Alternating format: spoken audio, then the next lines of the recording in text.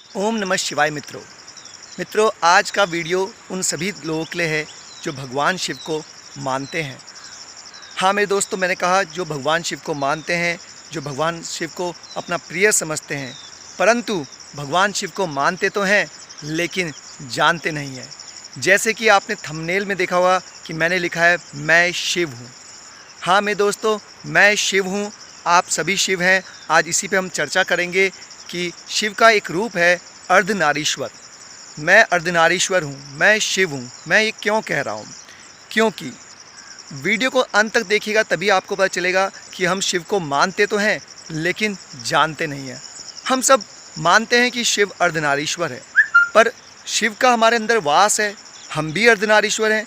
क्या हम इस सत्य को जानते भी हैं? तो आज इसी सत्य के बारे में मैं आपको बताऊंगा।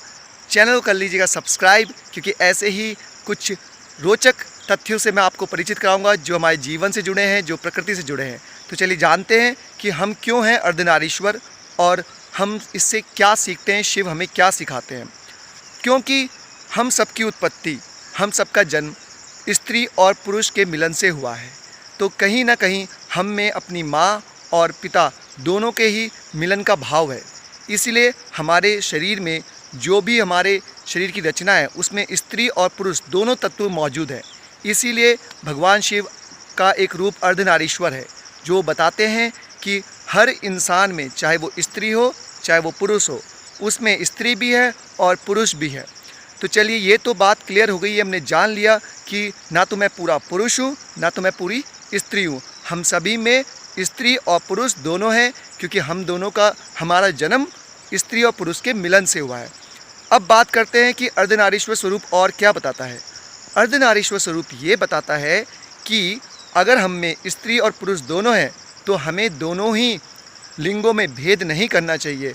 हमें ये नहीं समझना चाहिए कि मैं पुरुष हूँ तो प्रधान हूँ, मैं पुरुष हूँ तो मैं स्त्री से आगे हूँ, या स्त्री को ये नहीं समझना चाहिए कि मैं सुंदर हूँ तो मैं पुरुष से श्रेष्ठ हूँ।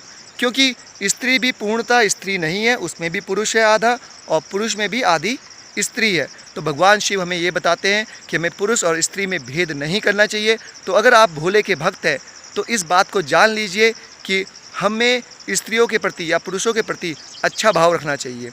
अब बात करते हैं दूसरी, कि अर्धनारीश्वर स्वरूप हमें क्या सिखाता है, हम क्या जानते हैं।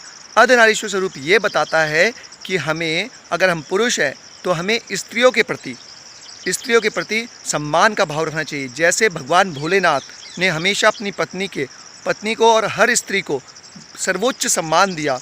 उन्होंने अपनी, जब सती माता भस्म हो गई थी तो वो कितने क्रोधित हुए थे, वो कितने क्षुब्ध हुए थे, कितने दुखी हुए थे। तो ये दिखाता है कि वो मानते थे कि मैं स्त्री के बिना अपूर्ण हूँ, मैं शिव शक्ति के बिना अपूर्ण है। वैसे ही हम भी स्त्रियों के बिना अपूर्ण है और स्त्री भी पुरुष के बिना अपूर्ण है। पर हर पुरुष में एक स्त्री है और हर स्त्री में एक पुरुष है। ये भाव जब हमारे अंदर होगा, ये हम जानते होंगे चीज़ों को, तभी हम स्त्री और पुरुष के प्रति सम्मान का भाव रख सकेंगे। और एक और बात, जैसे कि आप आजकल देखते हैं कि समाज में लोग गाली गलौज कितना कर रहे हैं, स्त्रियों के नाम पर बहुत सी गालियां दी जाती है। इवन जो आज का युवा है वो चैनल्स वो देखता है जहाँ पर गाली गलौज ज़्यादा चलती है, रोस्टिंग के वीडियोस देखता है, चाहे वो कैरी मिनाटी का वीडियो हो चाहे वो किसी का भी वीडियो हो।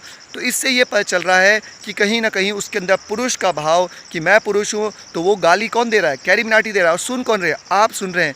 तो आप स्त्रियों का सम्मान नहीं करते हैं और वहीं आप कहते हैं कि मैं भोलेनाथ का भक्त हूँ, मैं भोलेनाथ को अर्धनारीश्वर मानता हूँ, भोलेनाथ मेरे अंदर वास करते हैं। तो मित्रों, मैं ये बोलूँगा कि अगर आप भोलेनाथ को मानते हैं तो मानिए मत, जानिए, उनके तत्व को जानिए। हम सब में भोलेनाथ है, हम सब में शिव हैं, क्योंकि शिव से ही संसार है, शिव से ही हर चीज़ व्याप्त है। अब तीसरी बात मैं कहूँगा कि अर्धनारीश्वर स्वरूप क्या हमें बताता है।